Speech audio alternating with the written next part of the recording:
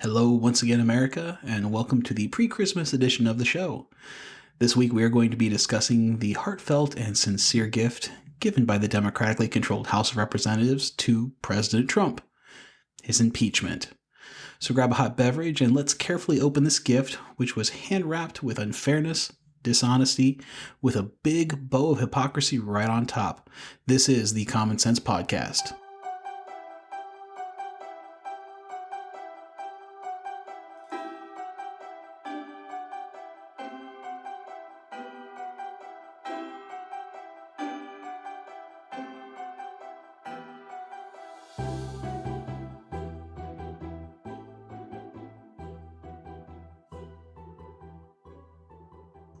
Once again, I would like to welcome you to the show. This is the Common Sense Podcast, and I'm your host, Dr. Matt.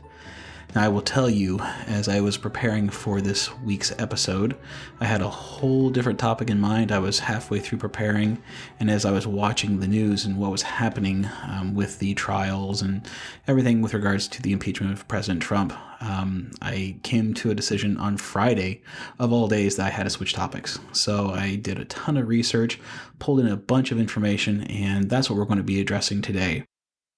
I've honestly been shocked by the amount of misinformation there is out there with regarding not just the president's impeachment, but impeachment in general. And I've heard a lot of crazy things on social media and in the news and whatnot. So the real purpose of this is not just to talk about my feelings about the impeachment in general, but to hopefully clear up some of the really big confusing points out there with regards to impeachment and impeachment of the president and what it really means, and to help cut through some of this confusion. So hang on, everyone. It's time to dive in and rain down some common sense on this whole thing. Ho, ho, ho! If you've listened to any of our previous episodes, you know that I am a huge fan of Minds.com, and here at the Common Sense Podcast, that's the one thing that we like to use. See, with Minds.com, you don't have to worry about demonetization, censorship, or unfair treatment that you've come to expect from Facebook and other social networks. Minds offers a fully transparent, privacy-focused platform with no bias, hidden algorithms, or censorship. And if you're a content creator, you can upgrade to a pro account, get paid for your work, morph your channel into a full-blown website with your own subdomain or custom domain, newsfeed, logo, theme, categories, and a footer, and all the works. Minds allows you to leverage the blockchain and crypto payments to eliminate the middleman and maintain autonomy over your revenue streams. If this sounds good to you, be sure to check out Minds.com today.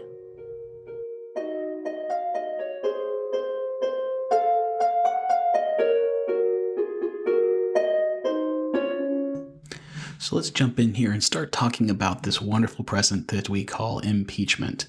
And given the amount of confusion that I saw out there, I can't tell you how many people I saw that were overjoyed because they thought that the morning they woke up after the impeachment, President Trump was no longer the president, and somehow Nancy Pelosi was now our new president.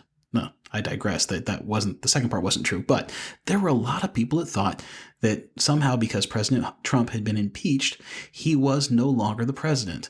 So let's get into a little section I like to call Knowing the Terms and Facts. As your body grows bigger, your mind must flower. It's great to learn, because knowledge is power. Your schoolhouse rocket, a chip off the block of your favorite schoolhouse guy. So what exactly does the term impeachment mean? Well, by definition, impeachment simply means officially charging someone in public office with misconduct or legal wrongdoing. The term and the process can be used for many different federal officials, not just the President of the United States, and impeachment does not mean that the person is guilty. So the next question most people probably are asking is, what is an impeachable offense? Well, according to our wonderful Constitution, Article 2, Section 4, it states that high-ranking federal officials can be removed from office if convicted of treason, bribery, or other high crimes and misdemeanors. Now, the terms high crimes and misdemeanors are debatable, and the seriousness is determined by the House and the Senate. Now, does impeachment mean removal from office? Not necessarily. Impeaching a federal official, such as the president, only means that the majority, namely 51% of the House of Representatives, approves of formal charges against the official. The Senate still has to vote to officially convict and remove the official from their office. And removal from office is not very common. In the history of the United States, only 8 officials all of which were federal judges, have actually been removed from office after impeachment.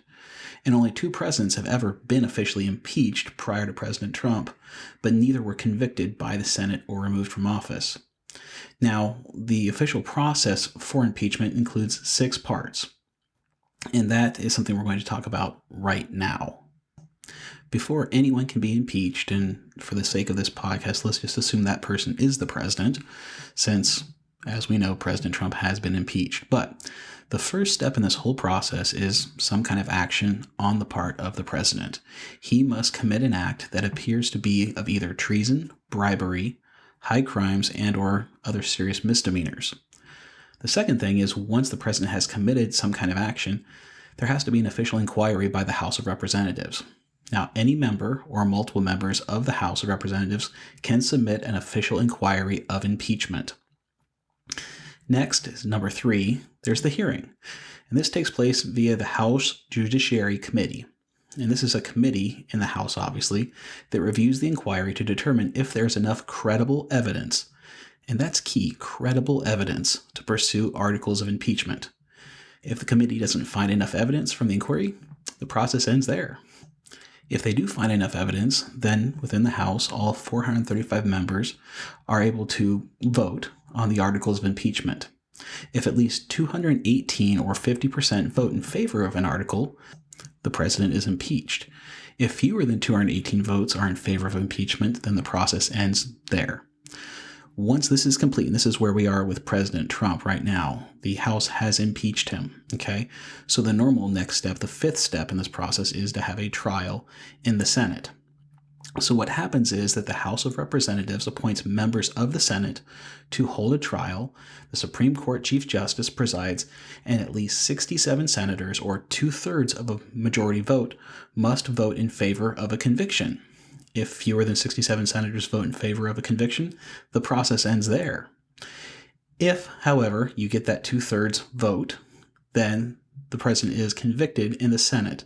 And if that happens, then they may remove the president from his office. And once the president is removed, the vice president then becomes the president of the United States. And that, my friends, is the 6 steps of how a federal official is impeached in the United States according to the Constitution.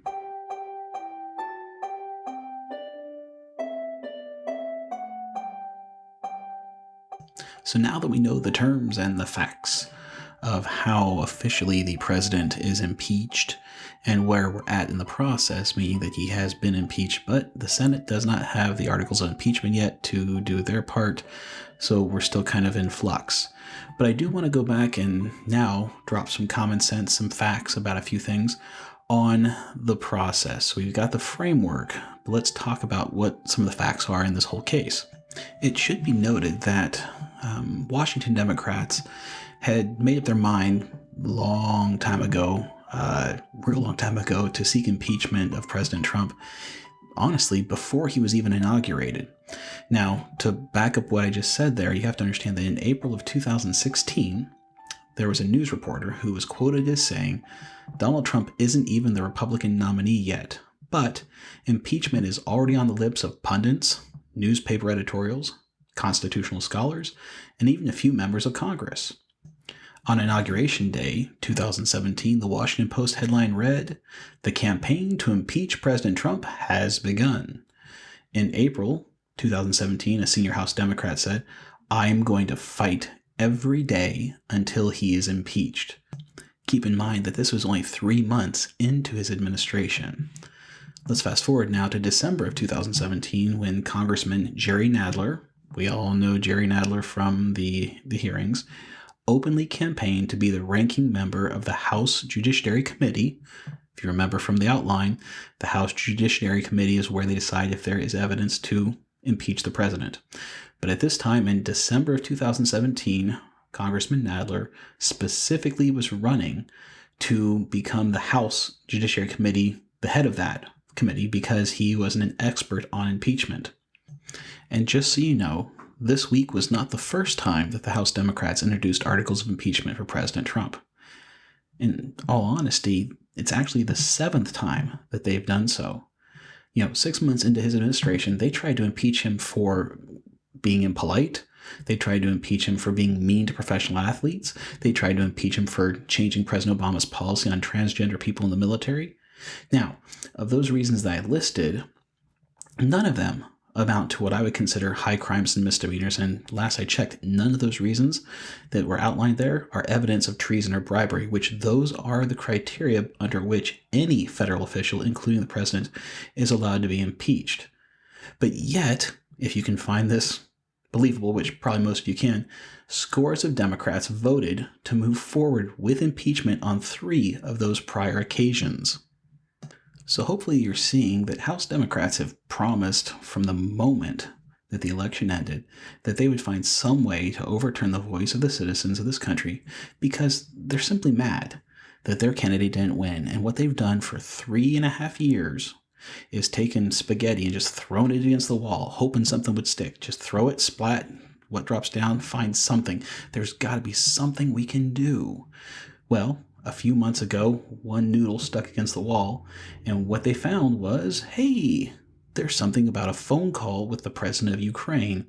Let's see if we can twist, manipulate, and lie our way into finding something there that we can impeach the president on. So in a nutshell, what the Democrats found with regards to Ukraine is that there was a phone call between President Trump and the newly elected president of the Ukraine. And in that phone call, they claim that he abused his power in asking for an investigation. Now, this is where it gets really dicey depending upon who you want to listen to, okay? And this is kind of how I've narrowed it down here.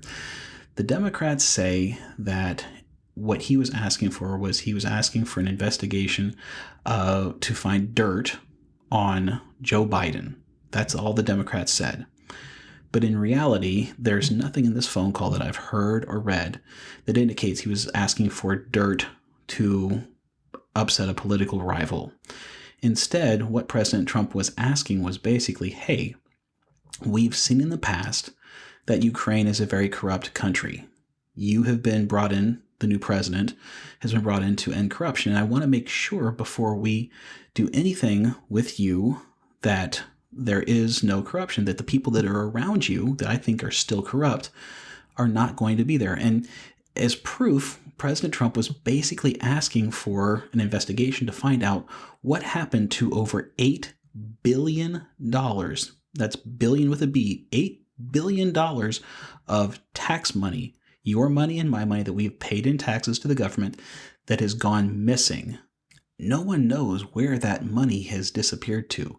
It did have something to do with a company over there by the name of Burisma, which just so happened to have a board member whose name was Hunter Biden, or is Hunter Biden, who happens to be the son of the Democratic candidate for president, Joe Biden.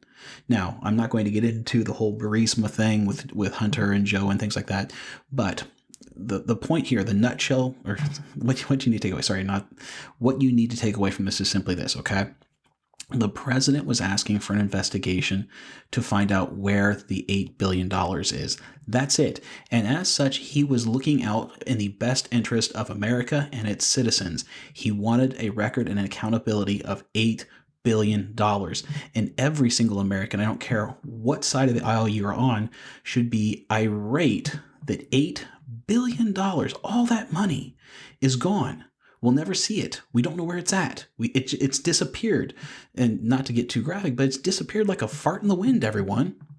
But bringing it back to the point of what the Democrats are claiming, their whole thing is, don't worry about the $8 billion. That's not important. What President Trump was doing in their eyes was trying to get dirt on a political rival who he will be running against potentially if he gets the nomination from the Democratic Party next year in the election. So their first article of impeachment is abuse of power. I think I've clearly outlined that there was no abuse of power whatsoever. The president was operating in behalf of the American people, doing his job. His job is to protect us. His job is to look out for us. And that's what he was doing. He was simply trying to say, hey, where's the money? Before we give you more money, we'd like to know where the $8 billion that we've given you, where that's gone to.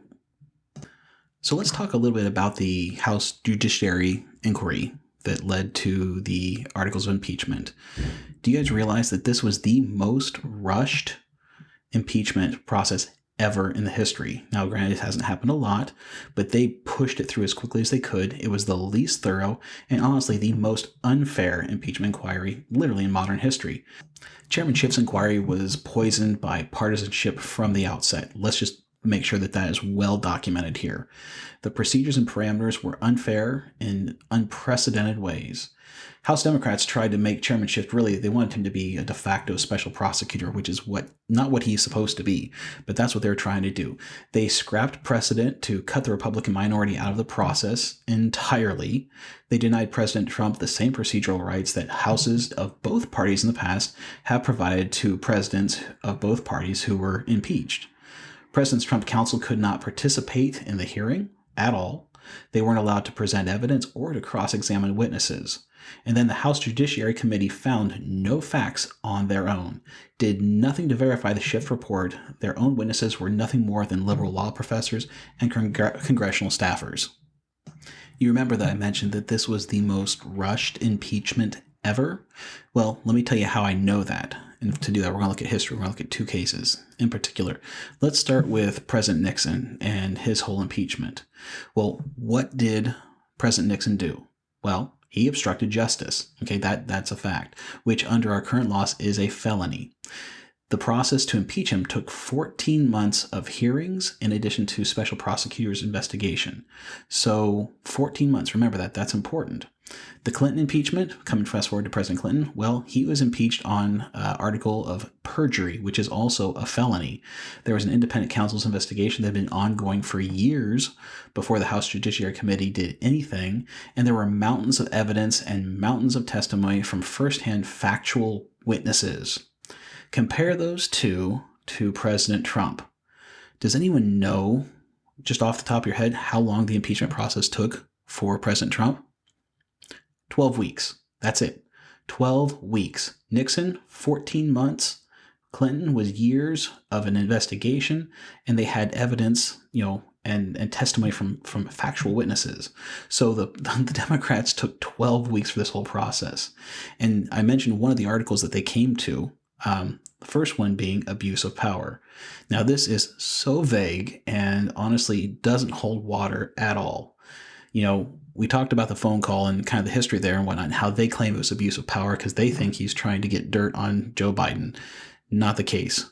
Honestly, not the case, people. He was, again, just trying to find out what happened to the $8 billion, and he was trying to do his job for the American people. Okay? That's it. The second article of impeachment that they came up with is even more laughable. It is absolutely hilarious. If you didn't know, they claim that he obstructed Congress. Now, that sounds all official. That sounds very serious. Obstruction of Congress. Well, unless you think about it, the president, who is the executive branch, Congress, who is the legislative branch, and then there's the judiciary. All three of those are co-equal members of the government. Co-equal, that means they are equal to each other. It's called checks and balances. They cannot, the president cannot obstruct Congress and have that be an article of impeachment. He's supposed to obstruct Congress. He's supposed to keep them in check. So what they're claiming he did was they wanted him to have certain people testify from the White House. Well, he said no. And that's his executive right. He's allowed to do that. He's allowed to say no because there's a lot of sensitive information in the White House. So he said, no, you're not going to have him testify. So what happens when this situation comes up? And trust me, it's happened. It happened in both with Nixon. It happened both with Nixon and Clinton. The Congress wanted testimonies from people in the White House. The White House said, no, not going to happen. Well, when there's that impasse between two branches of the government, the legislative and the executive, they turn to, what do you think? The judiciary, the third part. There's the judiciary where the Supreme Court comes in, they listen to it, and they determine if the person, or people from the White House should testify or whatever it is that the request is. And they make a ruling. Well, guess what, guys? The Democrats didn't want to take the time to do that. They didn't want to go to the court. So they just made up this crap article of impeachment about obstruction of Congress.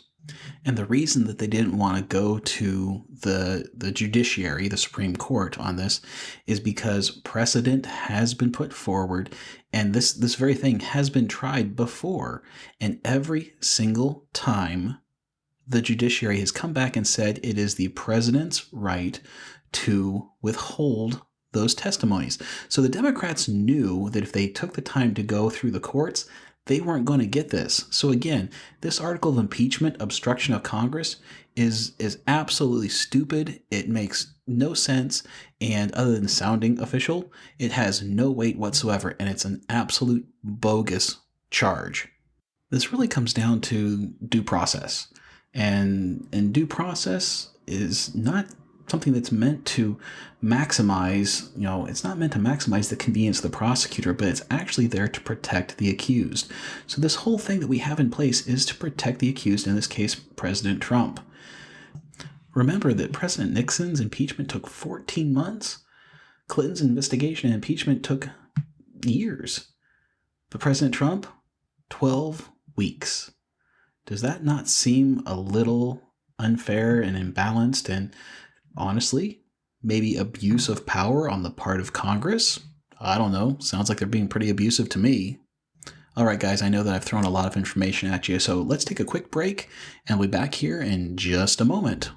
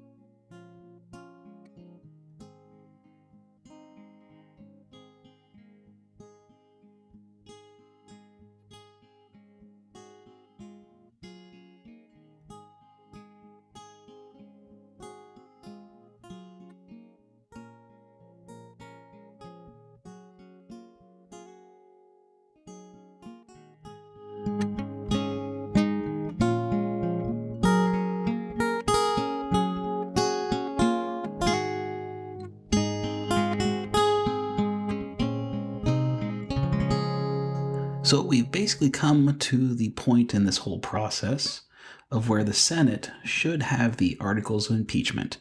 Now, what can the Senate do once they have them, which I should mention they do not. We'll talk about that here in a second.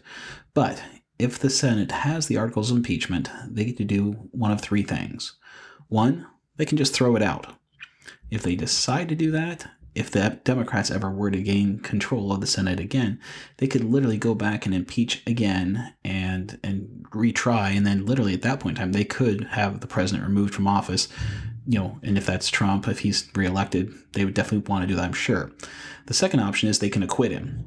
Now, if they acquit him of the charges that are found in the articles of impeachment, then double jeopardy applies, which means literally they cannot retry him on these charges ever again. The third option is they can actually have a full-scale trial. Now, from what I've read and what I've heard, I don't think this is going to happen. Unfortunately, the Senate really believes that, they've got this locked and loaded. They don't need to do anything with having a trial because it may cause more problems. I've got some opinions as to why I think that is, but that's not what we're going to discuss here now. We don't want to take up that much time going into my theories on that because they could take up quite a bit more time. So I will mention that even though this was highly partisan and fell pretty much along party lines, there were a few Democrats in the House that exercised a modicum of common sense. And just so I can give props to those that did something right, Representative Jerry Van Drew from New Jersey, he actually voted nay on both articles of impeachment. So hats off to that patriot. Colin Peterson of Minnesota voted nay on both articles. Hats off to that patriot as well. Jared Golden from Maine voted nay on the obstruction of Congress, so he saw that for the ridiculousness that it was. And then Tulsi Gabbard, who you may have heard in the news is running for president, she simply said that she was present. So she didn't want to vote for either one necessarily, but she did say that she was present at the time of the vote. So where does that leave us at this time? Well, at this point, we are sitting here waiting for Nancy Pelosi and her self-righteousness to hand over the articles of impeachment to the Senate so they can decide what they're going to do. However, it should be noted that in typical Democrat fashion, they're withholding that right now. And the reason they're withholding the articles of impeachment is because they don't feel, get this, that there will be a fair trial in the Senate because basically the Republicans control it. So they're holding out. So Nancy and her team of people say they're holding on to those articles of impeachment because they want to basically dictate to the Senate as to what they can and can't do. They want to tell them how to proceed. And in the opinion of this humble podcaster, absolutely not. They had their way in the House. They set the rules. And at this point in time, it's time for the Senate to do their job. So,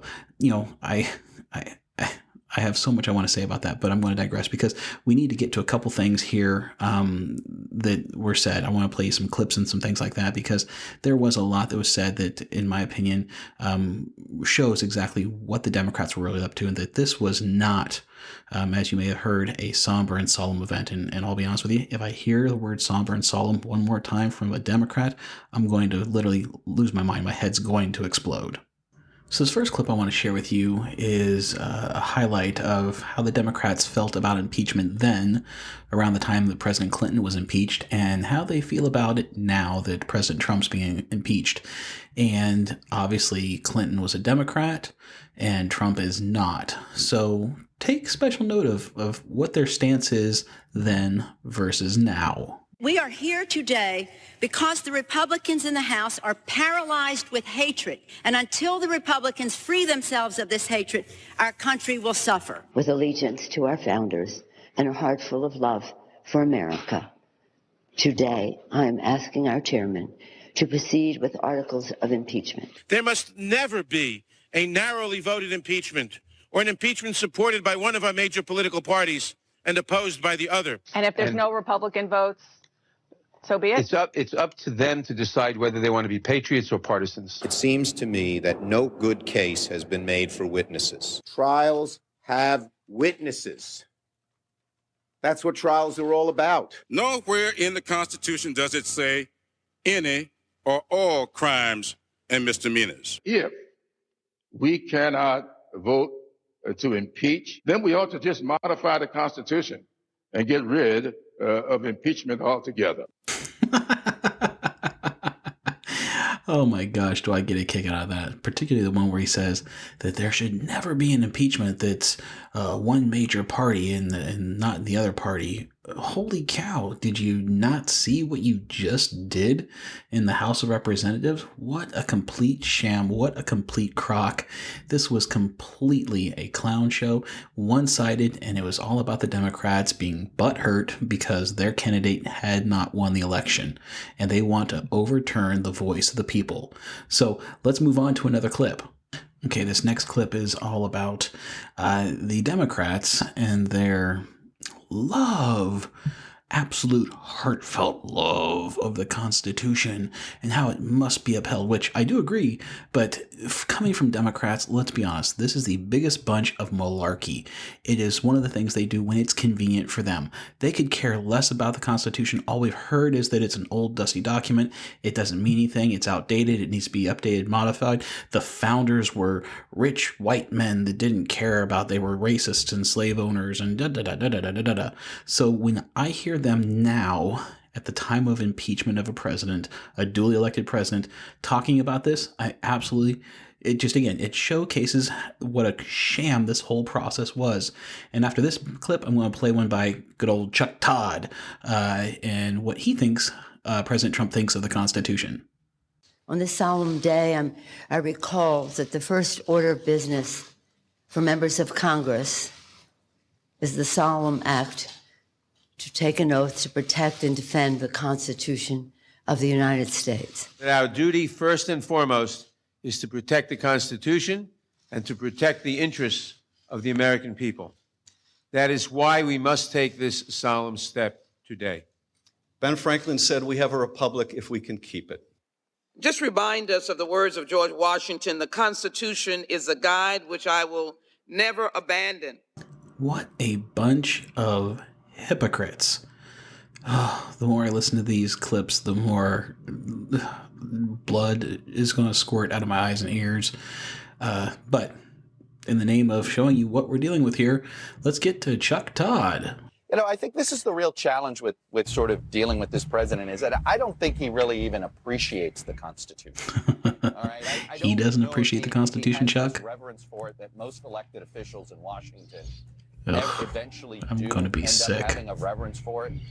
He doesn't seem to sort of understand the founding. I mean, I think one of the fairest criticisms of him by historians is painful. He doesn't seem to understand the story of America, if you will. And the story of America begins in those pages in the Constitution. So I don't think he really appreciates. These are the same people, like I said, that say the Constitution is an old, dusty document. It was very dismissive. Oh, these are just more silly rules. You know, it's no different than a zoning hearing. I mentioned earlier that Nancy Pelosi and her fellow Democratic leadership were all talking about how solemn this day is and how, you know, they're reverencing it. It's with great solemnity of heart and blah, blah, blah, blah, blah, blah, blah, blah, blah. Well, I can tell you at least one, and I have an idea, probably more, aren't taking it too solemn. Let's check out one Democrat in particular and see if you can tell me who it is. Hey everyone, I am on my way to the United States House floor to impeach President Trump. On behalf of my incredible district, 13 districts strong. Let's do this. In case you couldn't place the voice, that is one of your favorite people, mine too, one of the members of the squad, Rashida Tlaib. And isn't it interesting how she sounds like she's got a bounce in her step and she's on her way to impeach the president, and one of her little staffers giggles in the background and we hear a woo, and that's definitely what you sound like when you are somber and taking very seriously the work you're doing. But no, I don't think there was much solemnity with Rashida on this one at all. And lastly, as we get ready to close out the show here, I would like to flip over to the other side of the aisle and give a couple people who are in the president's corner a minute to speak here. These are two clips that I found that were absolutely spot on. The first one is from Representative Devin Nunes, and then the second one is Representative Russ Fulcher. So let's hear what Representative Nunes has to say. As it turns out, the American people don't think a routine phone call with a foreign leader is a good basis for ousting a U.S. president. The Democrats also put forth ever-changing accusations against the president, including campaign finance violations, quid pro quos, election interference, bribery, extortion. Eventually, they ended up with the ridiculous charges we consider today: abuse of power, an utterly meaningless term, and obstruction of Congress. One Democrat has pronounced the president guilty simply because he won't cooperate with their plan to railroad him. But the only thing President Trump is guilty of is beating Hillary Clinton. The Democrats refuse to accept that loss, and now they're indicating they'll continue their impeachment efforts even after this one fails in the U.S. Senate. Could not agree with you any more, Representative Nunes, on that wonderfully spelled out sentiment there. It is exactly nothing more than the Democrats are hurt that Hillary Clinton lost, and that's what the people wanted, and they're going to throw a temper tantrum and kick and scream and do whatever they can until they get their way. But like you said, this is not going to make it through in the Senate. So now, last as we're getting done here, let's go ahead and hear from Representative Fulcher and see what he had to say. Gentleman's recognized for 30 seconds. Thank you, Madam Speaker. In a day heavy in verbal debate, I choose to use my time to enumerate in detail every high crime and misdemeanor committed by the President of the United States. I will do so now. Now, if you get a chance to look this video up, this silence is him standing at the microphone, literally just looking around the room, which tells you it's hilarious to watch. What he's saying is the president didn't do anything wrong, and he's absolutely 100% correct. So if you get a chance, look up this video. Time's expired. Yield back. Well, everyone, I have run the course of the show, and I think the case is pretty well laid out. Common sense has been applied to this, and as you can see, this is complete and utter lunacy. It's ridiculous. Unfortunately, the House got their way. President Trump has been impeached, and if they will ever forward this on to the Senate, he's not going to get convicted. He'll stay in office, and I really feel that chances are good he is going to actually be reelected. The American people are sick and tired of this garbage. And in common sense Democrats, we're talking your regular run-of-the-mill American patriotic Democrats, are sick of it. The party has wasted 3.5 years doing absolutely nothing but trying to impeach our president. And yeah, they won. They won the battle, but the war is far from over, and I really think this is going to backlash on them. So with that being said, thank you so much for tuning in. I hope you enjoyed this podcast episode. I hope you learned a lot about what impeachment is, how it happens, the history of things, and really a nuts and bolts of what happened. If President Trump had done something wrong, I would be calling him out for it. I'm not one of these people that thinks he is perfect. He's not. He is a good man, a great leader, but he's not perfect. His policies aren't perfect. But in this instance, he did nothing wrong. That is the truth. I don't care what anyone says. That is the truth, and that is all you need to know. So with that being said, I'd like to wrap things up here and say thank you once again for listening to the podcast. I hope you enjoyed it thoroughly, and please pass this along to your friends, coworkers, people on Facebook, Twitter, Parler, Gab Social, whatever it is. Pass it along, send them a link, because I really want to reach out and help as many people as I can. That's what I like to do. So again, without further ado, thanks for tuning in, and until we meet again, have a great day. And just as a reminder, whatever platform you're listening to the podcast on, please be sure to like us, give us a 5-star rating, and leave any comments whatsoever. You can also comment on all of our social media platforms. Would love to hear from you. And just as a quick reminder, you can reach us on those platforms by email at commonsensepodcast@fastmail.com, on Gab Social and Parler at commonsensepodcast, and on minds.com also at commonsensepodcast. And if you're still using Twitter, find us at ComSense Podcast. So that's at COM Sense Podcast. And in the meantime, just remember this key principle. There is nothing more uncommon today than common sense.